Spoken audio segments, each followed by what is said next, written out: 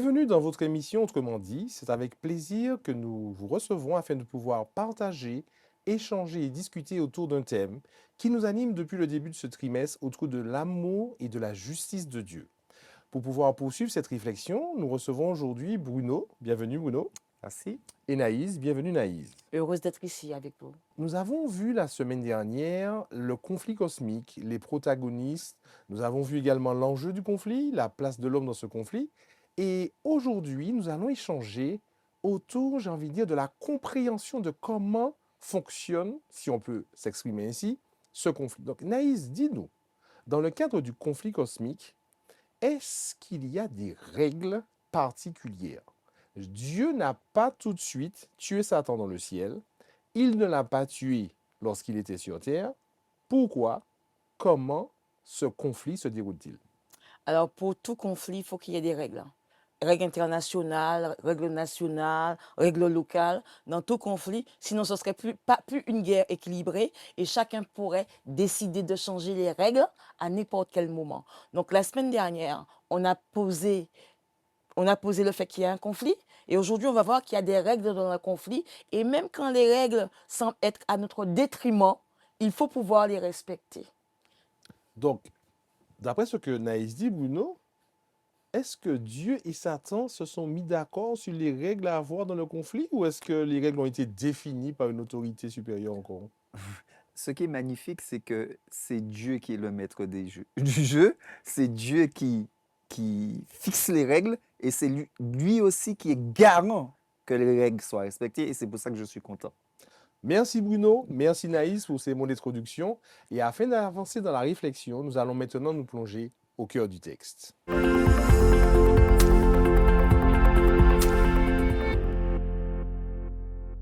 La Bible nous parle d'un homme appelé Job qui vivait a priori dans des temps reculés et qui pourrait peut-être, Bruno va nous confirmer cela ou pas, nous aider à comprendre le conflit. Alors déjà Bruno, qui était Job? La Bible dit de Job que c'était un homme intègre et droit. Qui dit ça de lui? C'est lui ou...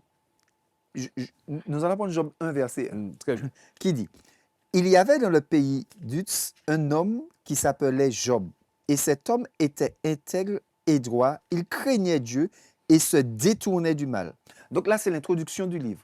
Mais quand nous lisons plus tard, nous allons voir que, en fait, que Dieu lui-même dit cela de Job. Donc ça nous montre que ce n'est pas quelqu'un qui nous dit, non, c'est Dieu lui-même qui dit cela de Job, en fait. Que c'était un homme intègre et droit, craignant Dieu.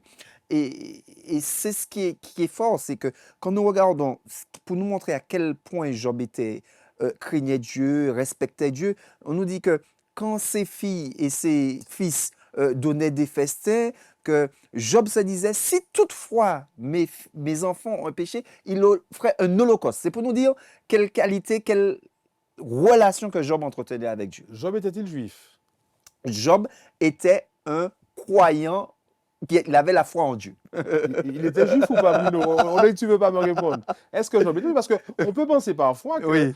notre religion, notre Oui. éducation nous permet d'avoir un tracé un peu plus simple. Ouais. Job, a priori, il était juif ou pas? Enfin, est-ce que la Bible nous dit... La Bible ne fait pas mention de cela. D'ailleurs, comme la Bible ne fait pas mention, quand la Bible dit que Dieu a créé l'homme, Dieu a créé le sabbat pour l'homme. Et souvent, nous pensons effectivement que c'est pour les Juifs. Non, c'est pour l'homme. D'accord. Donc, en Voilà. tout cas, on n'a pas la réponse Voilà. Bruno, sur effectivement la nationalité Oui. de Job. Oui. Mais donc, Naïs, Bruno nous présente un homme, Job, très bien, ok, qui était bien, droit, intègre, se détournant du mal. On a l'impression que c'était un homme un peu à part, etc. Et que va-t-il se passer? Qu'est-ce qui va aujourd'hui nous intéresser par rapport à notre réflexion sur le conflit qu'on peut apprendre d'intéressant dans l'histoire de Job? Alors, Job. On parle souvent des souffrances de Job, comment il a été usé, laminé, comme s'il avait été livré dans les mains exprès de quelqu'un qui avait le droit de faire tout ce qu'il voulait de lui. Et en plus, on pourrait penser en arrière-fond que c'est Dieu qui a voulu ça. Qu'est-ce qui nous ferait penser que ça vienne de Dieu? Parce qu'on a des versets dans le même texte qui dit, l'Éternel dit à Satan, par exemple, au verset 8, as-tu remarqué, Dans quel chapitre toujours? je suis toujours au chapitre Ok, 1er, très bien. as-tu remarqué mon serviteur? On a l'impression que Dieu lui va lancer un défi à Satan pour lui dire, exprès, tu vois Bruno là, tu sens Job là, on va tester quelque chose sur lui pour vérifier les choses. D'accord? Donc, je suis en train de me dire que on a vu qu'il y a un conflit cosmique entre Dieu, Satan, etc. L'homme est également, a priori, au centre de ce conflit. Et on a l'impression, si je t'écoute et si je comprends ce que tu viens de nous dire, Naïs, que Dieu va mettre encore la lumière sur l'homme, Job en l'occurrence, pour que Satan puisse, j'ai envie de dire, comprendre, reconnaître que cet homme-là est spécial. Enfin, c'est quoi l'intérêt de Dieu? Ben, c'est juste comment je vais dire. J'ai dit, on pourrait penser Ah, d'accord, que très bien. ça se Très bien. passe de cette façon. Quand Bruno va lire le premier chapitre, la Bible va déclarer, et cet homme était intègre, droit, il craignait Dieu et s'est détourné du mal. Point. Ça s'arrête là. Ensuite, il va donner les détails de la vie de Job pour dire pourquoi la Bible va affirmer cela de la part de Job. Donc, on voit qu'à la manœuvre, il y a encore... alors, on va le prendre de cette façon en disant qu'il y a un compte. Satan, c'est surtout l'adversaire. Hein, il va parcourir la terre. Parce qu'apparemment, on aurait péché et il semblerait que nous, les hommes, lui ayons donné le pouvoir sur cette terre-là. Il semblerait qu'on lui ait donné le pouvoir sur cette terre-là. Donc, il parcourt son jardin, il parcourt son territoire. Et là, Dieu lui dit, petit garçon, aurais-tu vu, aurais-tu perçu un homme sur terre qui me craint et qui s'est détourné du mal? Donc, ça me pousse à revenir sur les choix que les hommes font. Dont on a discuté la semaine dernière, quand tu es intègre, pas divisé en toi-même, quand tu crains Dieu, donc tu es de son côté, à ce moment-là, tu peux être dans ses mains et quelle que soit la situation qui va se présenter, tu restes intègre et droit malgré tout cela. Très bien. Donc, mais Bruno, que va-t-il se passer quand Dieu va faire, j'ai envie de dire, cette publicité sur Job? Comment le diable va-t-il réagir? Effectivement, on pourrait penser que c'est Dieu qui attire l'attention de l'adversaire sur Job. Et Satan répond à l'Éternel, est-ce d'une manière désintéressée que Job craint Dieu? Donc, Satan répond à Dieu, mais finalement, est-ce que c'est pas par intérêt que Job est à côté de toi, que Job te recherche? Et puis, ce qui est intéressant, c'est que on parlait de règles. Et là, au verset 10, on voit que Satan dit, ne l'as-tu pas protégé? Lui, sa maison, tout ce qui est à lui. Et l'information qui est importante, c'est après, il dit, tu as béni l'œuvre de ses mains et ses troupeaux couvrent le pays. En d'autres termes, Satan ne découvre pas Job. Au moment où Dieu lui dit... Est-ce qu'il l'a remarqué? Ouais, Il l'avait déjà remarqué. Il l'avait déjà remarqué. Et en plus, il dit, ne l'as-tu pas protégé? Ce qui sous-entend que, en quelque part, Satan avait déjà tenté, avait déjà fait des tentatives. Mais qu'il a vu que Job était protégé, en fait. Donc, on parlait de règles. On voit que ici, que Satan reconnaît que lorsque Dieu protège quelqu'un, il ne peut rien faire. Donc, Dieu et Satan sont en train de discuter de l'homme. Et a priori, Dieu et Satan observent les hommes sur terre. Nous sommes sous, j'ai envie de dire, le regard à la fois de Dieu et de Satan. Chacun observe un peu nos réactions, nos décisions, Exactement, nos choix. Tout à fait. Et on poursuit l'histoire, Naïs. Dieu va donc permettre à Satan de toucher Job. Comment Dieu peut-il autoriser le diable à nous faire du mal? Alors, Dieu autorise Satan à toucher Job. En fait, Satan, c'est un menteur. OK? Le diable, le calomniateur, père du mensonge. Il dit à Dieu, en fait, là, tu as mis des règles là pour dire aux hommes qu'il faut qu'ils choisissent librement.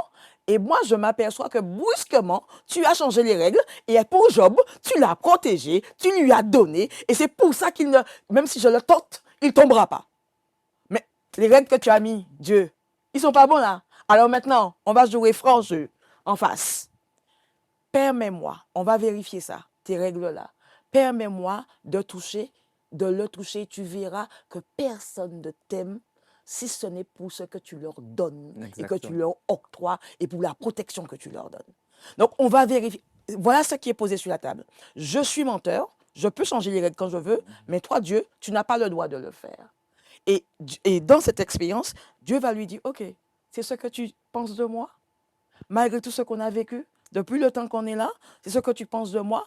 Tu veux vraiment vérifier si cet homme est libre de me choisir, de ne pas me choisir, et quel que soit ce qu'il posséderait comme objet matériel, eh bien, OK, banco, vas-y. Mais ce n'est pas Dieu qui dit d'emblée. Il dit juste, tu veux vérifier que je respecte mes propres règles que j'ai mis dans ce Non, conflit. mais Sachant, oui, je oui. voudrais juste ajouter par rapport à Anaïs, que sachant que ce n'est pas Dieu et Satan Non, juste qui sont jamais. là, il y a Hmm. tout l'univers, tous les anges, parce que le texte nous révèle que le tiers des anges sont partis avec Satan, mais il y a 2 tiers qui sont restés. Donc il y a les 2 tiers qui sont restés là, mais ils ont eu quand même quelque chose qui a bougé là, et ils sont en train d'effectivement de regarder en fait par rapport à ce qui se passe sur terre, effectivement, d'analyser ce que Satan dit, ce que Dieu dit, et de voir justement. Donc, il n'y a pas juste Satan et Dieu en fait, mais il y a toutes les créatures qui regardent en fait ce qui se passe sur terre en fait.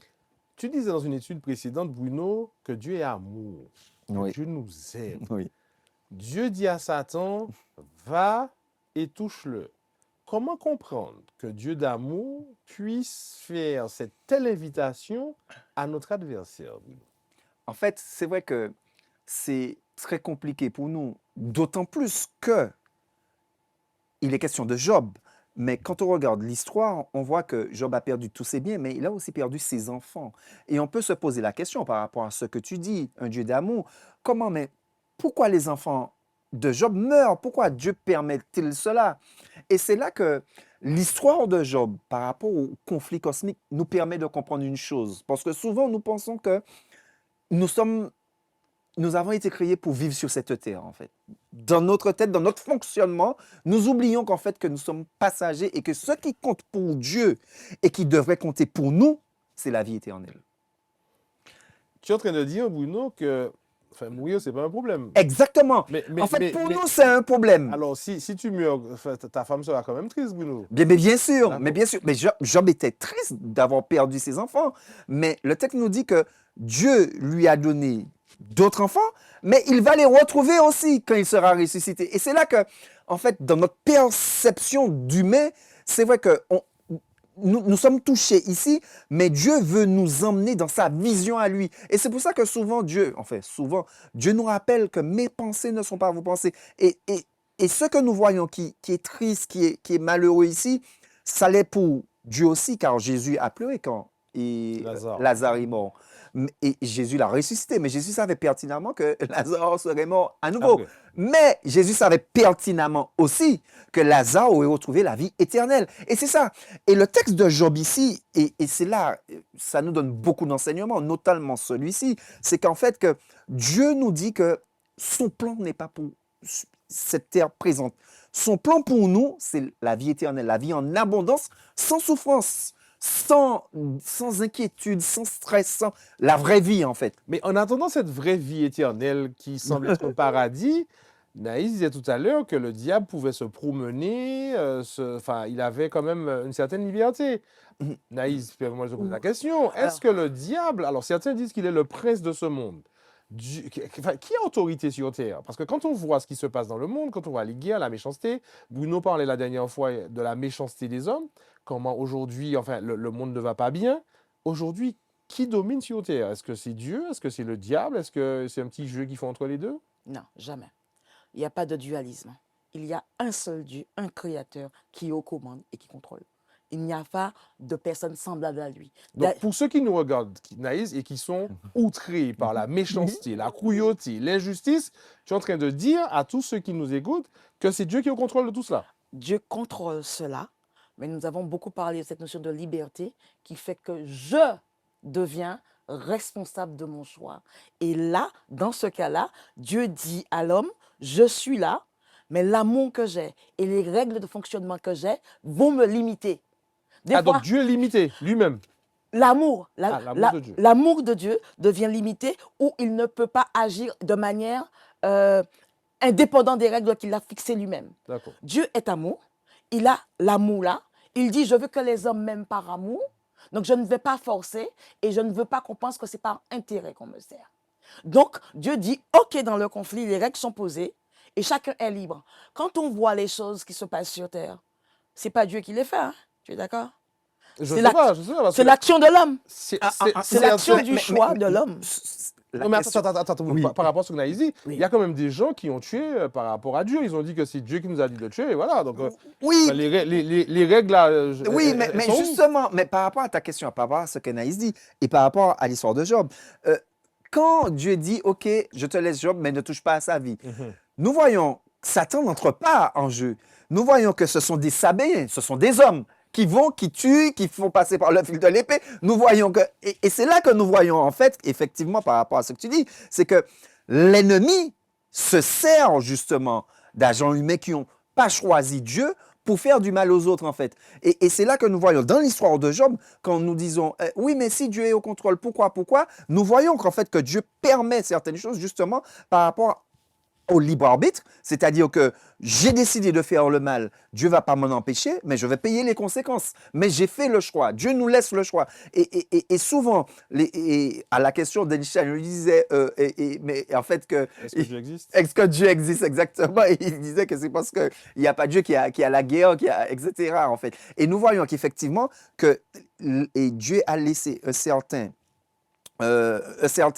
certaine liberté aussi à Satan, que ce soit une liberté temporelle, une liberté géographique, limitée, que nous comprenons aussi dans le texte, parce que là, nous voyons que effectivement Job, que Satan vient à un moment, au milieu des fils de Dieu, il parle à Job, mais après, on voit que à la croix, c'est fini. Satan ne peut plus venir et puis discuter. D'accord, mais Bruno, je rebondis sur ce que tu viens de dire. Donc, tu as dit, alors, Naïs a dit tout à Oui. l'heure que Dieu était effectivement limité par rapport à cette liberté qu'il nous a donnée Et des règles. par rapport aux règles qu'il a fixées. Très bien. Alors, première question, Naïs, est-ce que le diable est limité?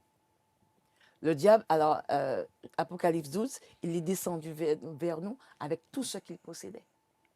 Et c'est où quand je dis que Dieu est au contrôle de sa Oui, création. oui, non, mais je parle dans son action, dans ce conflit-là.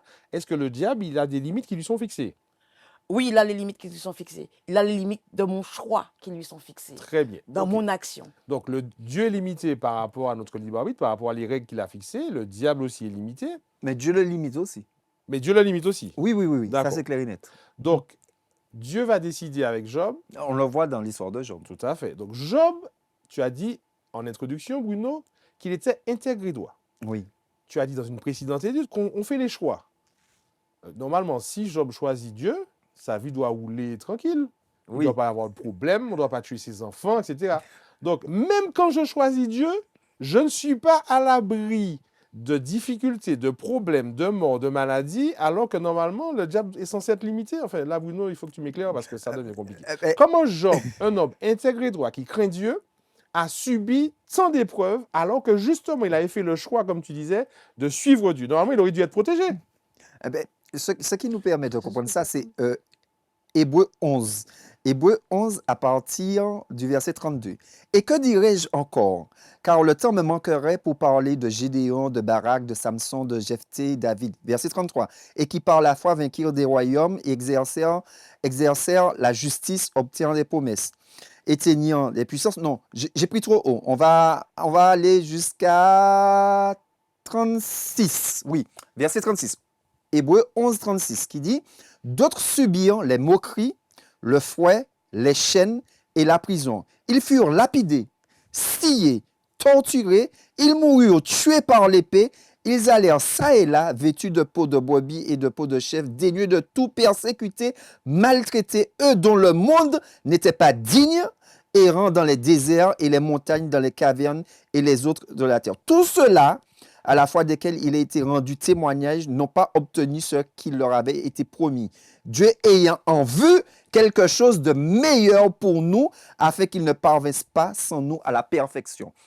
On en revient Dieu, la visée de Dieu pour nous, c'est pas que nous soyons bien sur cette terre éphémère, mais Quand même un petit peu. c'est que nous ayons la vie éternelle. D'accord. Donc en fait, même si on vit une vie qui n'est pas intéressante ici, c'est pas grave. Tant que tu as la vie éternelle. D'accord. Pour Dieu, en fait, c'est difficile pour nous parce que nous vivons actuellement, présentement sur Terre et nous voyons beaucoup d'images. On va parler un petit peu informatique sur Instagram où les gens nous montrent des photos, qu'ils ont l'air heureux, qu'ils ont l'air contents. Mais en fait, Dieu nous dit que la vraie paix, la vraie liberté, la vraie joie, c'est quand nous serons avec lui. C'est certes ici. Il y a des gens qu'on a l'impression qu'ils vivent, qui sont bien, mais qui ne dorment pas la nuit dans leur Mais vie. on peut commencer à vivre heureux ici-bas, peut-être, non? Da- Et, Avec Dieu. et c'est pour ça que Jésus nous dit, je vous donne ma paix, pas celle que le monde vous donne. Qui veut dire que la paix, même dans la souffrance. Ça, il y a tellement de... Je peux comprendre Dominique quand il te dit, mais finalement, ce que tu me dis là, c'est un futur.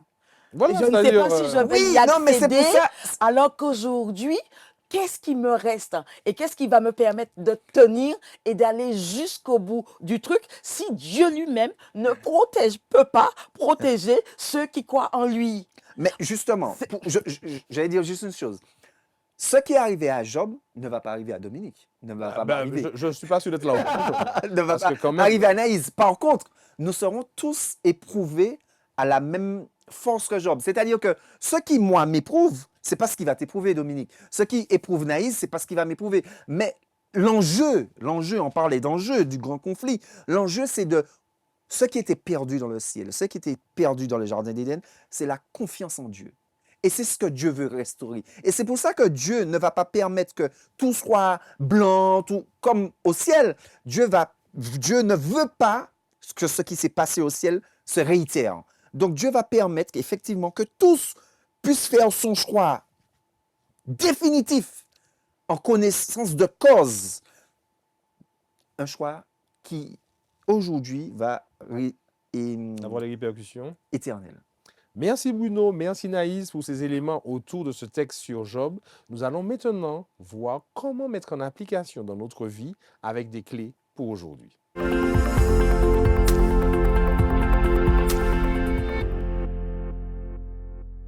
Nous l'avons donc bien vu à travers un homme, Job, qui a vécu il y a de cela très longtemps.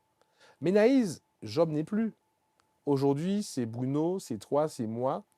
Est-ce qu'il est encore possible au diable d'agir dans notre vie comme ça a été le cas pour Job? Conflit veut dire de force. Bien, mal. Quel est le capitaine de l'équipe que j'ai choisi?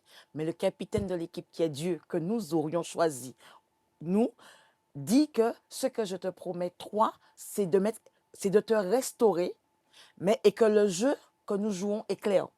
Le temps est défini, les arbitres sont définis, les règles sont définies. Et si toi, ta confiance et ta foi est sur moi, malgré ce que tu traverses, tu comprendras que je ne suis pas l'auteur.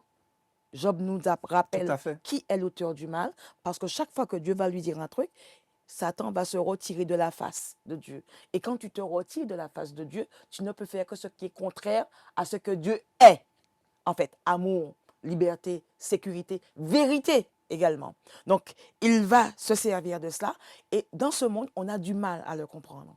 Bruno, toi qui sembles avoir déjà cheminé avec Dieu, est-ce qu'il t'est arrivé d'avoir eu l'impression que le diable avait pris le dessus et que Dieu t'avait pas suffisamment protégé? Euh, honnêtement, non. Ah, bah c'est bien ça. Non. Pourquoi? Parce que quand on prend conscience que nous sommes dans le grand conflit, en fait, il y a certaines réalités qu'on voit différemment. D'ailleurs, je me rappelle que quand je venais de me faire baptiser, en fait, j'ai eu une épreuve où j'étais dans une formation et quand je sors, je vois que ma voiture est cassée. Je me dis, OK, d'accord. Je regarde, je vois qu'on a cassé mon autoradio, on a volé mon autoradio. Dans ce temps-là, j'avais ce qu'on appelait un chargeur de CD. Il n'y a plus ça maintenant, c'est des MP3. En fait, on a pris tout ça et je me suis dit, punaise. Et je me suis senti violé, en fait. Non, Je te dis sincèrement. pourquoi Dieu n'a pas protégé ta voiture. Et en fait, la petite chose, c'est que j'avais laissé de l'argent dans la Bible. C'est de l'argent qu'on m'avait remis parce que je n'avais pas eu d'accident. J'avais dit que si je n'ai pas eu d'accident, c'était la surtaxe qu'on m'avait remboursée. J'ai dit que c'était grâce à Dieu. Donc, j'aurais remis cela à Dieu en signe de reconnaissance. Et je me posais la question, est-ce que si quelqu'un avait vu de l'argent dans une Bible, est-ce qu'il l'aurait eu pris? Eh bien, j'ai eu ma réponse. Oui, il l'a vu. Et en fait, quand j'ai raconté ça aux gens, j'avais le sourire, je riais et les gens ne comprenaient pas pourquoi. J'étais en train de dire pourquoi? Parce qu'on m'avait dit, quand je venais de me faire baptiser, on m'avait dit, tu as reçu le baptême d'eau, sache que tu auras le baptême de feu. Et ça, c'est resté gravé là. Et je me suis dit, c'est que j'ai fait le bon choix. Et j'étais content de cette épreuve. Naïs, ça c'est l'expérience de Bruno, mais est-ce que toi, étant jeune, tu as pu expérimenter le fait de se dire je reste fidèle et malgré ça, j'ai le sentiment que, entre guillemets, ça ne fonctionne pas. L'expérience la plus marquante de ma jeune vie de personne qui rencontre en Dieu, c'est que je vais au bac, je suis... Alors, tous les professeurs sont confiants, les élèves, mes camarades sont confiants. Naïs a son bac. Surtout quand je suis allée à l'oral. Mais non, Gréno ni bac.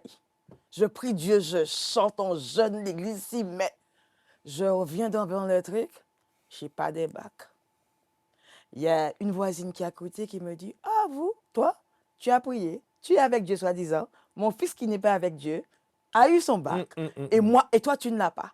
Soit tu restes debout, il faut rester debout hein, pour encaisser ça, c'est clair. parce qu'on est jeune dans cette rencontre, dans cette connaissance de comment Dieu fonctionne. Ouais. Et tu dis, ouais, mais quand même, il aurait pu faire quelque chose, quoi. Et puis, il a déjà fait tellement de choses. Ah non, Pour Job, regarde ce qu'il fait. Pour David, regarde ce qu'il a fait. chose, Pour c'est Salomon, pourquoi. qu'est-ce qu'il a fait? Daniel, pourquoi pas moi? Il m'a dit qu'il était mon papa. Et je sens qu'il devient presque terrible. mon beau-père. Là. C'est compliqué Il dans cette t'a histoire. pas donné le bac. Il donne à d'autres et pas à moi. Donc les règles, c'est quoi alors? Les règles, c'est quoi alors finalement? Et on finit par comprendre. Je finis par comprendre. Mais ça, c'est avec des années. Parce que le choc peut être brutal pour quelqu'un qui se dit, je suis jeune, j'ai rencontré Dieu. C'est avec des années que tu comprends, ma vision n'est pas ta vision. Mon but n'est pas ton but. Tu es dans quelque chose qui est beaucoup plus grand que toi. Donc laisse-moi maîtriser et transformer ton esprit par rapport à qui je suis. Parce que par la suite, je me suis aperçu que Dieu pouvait faire des choses extraordinaires dans ma vie. Que ce soit, même des fois quand tu ne sens pas la chose venir, ou tout le monde te décourage, mais Dieu, quand tu dis, mais non, le Dieu que je connais, c'est un qui ne bafoue pas les règles, qui ne va pas contre ses propres lois naturelles. Satan, lui, va jouer dans les lois naturelles, dans la neige, dans l'eau, et le vent. dans le vent. L'histoire de Job, c'est le vent qui a... Il va jouer dans ça pour changer les règles. Et lui, il est un chef guerrier qui ne fait pas de... de prisonnier. De prisonnier. C'est pour ça que Dieu va lui dire, hé, garçon, tu ne touches pas à sa vie. Alors, Bruno, pour conclure, aujourd'hui, quelqu'un qui aurait peur du diable, qui se dit, mais en fait, il est quand même puissant, le diable. Je choisis Dieu, mais je ne suis pas à l'abri. Comment encourager cette personne à demeurer dans un choix qui est tourné vers Dieu? En fait, l'histoire de Job nous montre qu'on est à l'abri. On est à l'abri parce que, quel que soit ce qu'on pourrait se dire, on pourrait dire, oui, mais Job a été touché, mais on voit que Dieu était là. Et que Dieu, c'est lui qui disait à Satan où était la limite, en fait. Et la limite, ce que nous devons comprendre, c'est que la limite de Job n'est pas la nôtre. Et 1 Corinthiens 10, verset 13 dit, aucune tentation qui n'était humaine ne vous est survenue. Et Dieu ne permettra pas que vous soyez tentés au-delà de vos forces. Mais avec la tentation, il préparera aussi le moyen. Et c'est pour ça que Naïs est passé par là. Il avait besoin que Naïs passe par là pour être aux côtés de Naïs. Et Dieu a besoin que nous tous, que nous soyons éprouvés pour nous montrer comment il est bon et comment il est amour avec nous, en fait. Et parce que, effectivement, plein de jeunes qui seraient passés par l'épreuve de Naïs. Et parfois, on ne voit pas que, peut-être parce que Dieu savait que si on avait, par exemple, le bac cette année, qu'on serait parti et que l'avenir serait différent. Et Dieu qui est prescient, Dieu qui voit tout, Dieu est amour. Et c'est là que, je le redis, ce que Dieu veut rétablir, c'est la confiance en lui. Merci Bruno. Que nous pouvons lui faire confiance. Merci Bruno pour ces mots d'encouragement. Merci Naïs pour cette expérience. Nous espérons que cette émission vous a fait du bien, que vous avez mieux vu dans ce conflit cosmique, quelles sont les règles et quelle est la place que Dieu se propose d'avoir auprès de nous quand nous choisissons de le suivre. Alors n'hésitez pas à partager cette émission, n'hésitez pas à en parler autour de vous et faites le bon choix. Et nous vous donnons rendez-vous pour une prochaine émission d'Autrement dit.